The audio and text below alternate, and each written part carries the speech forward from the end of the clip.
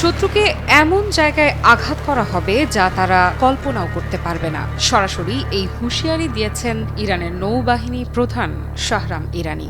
শ্রীলঙ্কার কাছে ভারত মহাসাগরে মার্কিন টর্পেডো হামলায় নিহত নাবিকদের হত্যার প্রতিশোধ নেওয়ার অঙ্গীকার করেছেন ইরানের নৌবাহিনীর প্রধান। আর এই এক কথাতেই যেন নতুন করে উত্তপ্ত হয়ে উঠেছে পুরো ভারত মহাসাগর অঞ্চল। শ্রীলঙ্কার উপকূলের কাছে ভয়াবহ সেই হামলার পর ইরান এখন আর শুধু শোক প্রকাশের মাঝেই নিজেদের আটকে রাখছে না, তারা প্রস্তুতি নিচ্ছে প্রতিশোধের। ইরানের IRIS দেনা ডুবিয়ে দেওয়ার ঘটনায় অন্তত 87 জন নাবিক নিহত হন। বেঁচে ফিরেছেন মাত্র কয়েকজন, বাকিরা এখনো নিখোঁজ। এই ঘটনাকে সরাসরি অপরাধ বলে আখ্যা দিয়েছে তেহরান।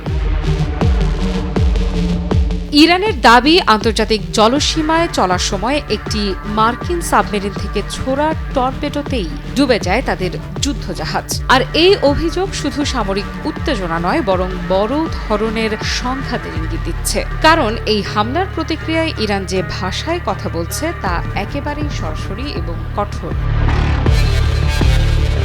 প্রেস টিভিকে দেয়া সাক্ষাৎকারে ইরানের নৌবাহিনী প্রধান স্পষ্ট করে বলেন, শহীদদের রক্ত বৃথা যাবে না। শত্রুকে এমনভাবে আঘাত করা হবে যেখানে তারা সবচেয়ে কম প্রস্তুত, সবচেয়ে বেশি দুর্বল। প্রশ্ন হচ্ছে, কোথায় সেই জায়গা? সমুদ্রের গভীরে, নাকি এমন কোনো কৌশল যা এখনো প্রকাশই করেনি ইরান?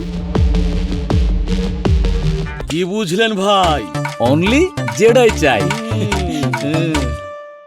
বিশ্লেষকরা বলছেন, ইরান এখন অপ্রত্যাশিত প্রতিশোধ কৌশলের দিকে ঝুঁকছে। অর্থাৎ সরাসরি যুদ্ধ নয়, বরং সময়, স্থান আর পদ্ধতিতে চমক তৈরি করে আঘাত হানা। বিশেষ করে ভারত মহাসাগর, আরব সাগর কিংবা গুরুত্বপূর্ণ বাণিজ্য রুটগুলো এখন ঝুঁকির মধ্যে পড়তে পারে।